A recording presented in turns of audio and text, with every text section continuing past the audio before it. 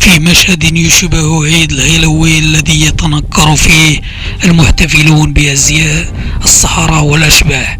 يعمد العديد من الشباب المغاربة إلى ارتداء جلود الأضاحي مساء العيد الأضحى واليوم الذي يليه. هذه العادة التي تعرف بالجلود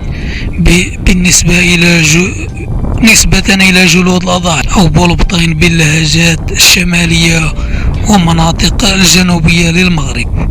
يرتدي الشبان فيه جلود الأكباش والأبقار التي تنحر في العيد، ويتجولون في الأزقة على مرة من الساكنة وعلى إيقاعات الطقوس.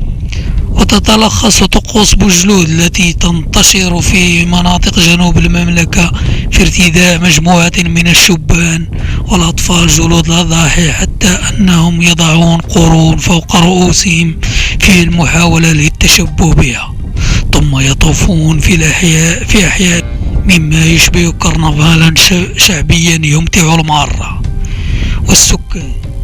هؤلاء الشبان الذين يسيرون في الأحياء والأزقة في قافلات يعمدون إلى طرق الأبواب المنازل الساكنة تبعث القافلة على الفرح وإن كانت فوضوية، ويرقص البعض على إيقاعات الطبول، مما يجعل مساء يوم العيد في هذه المناطق مميزا.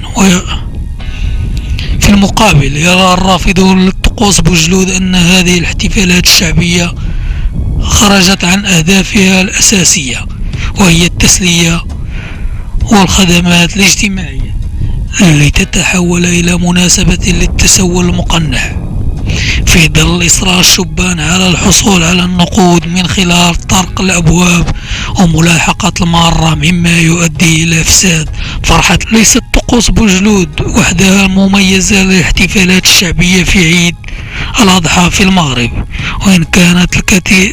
وإن كانت انتشار في البلد.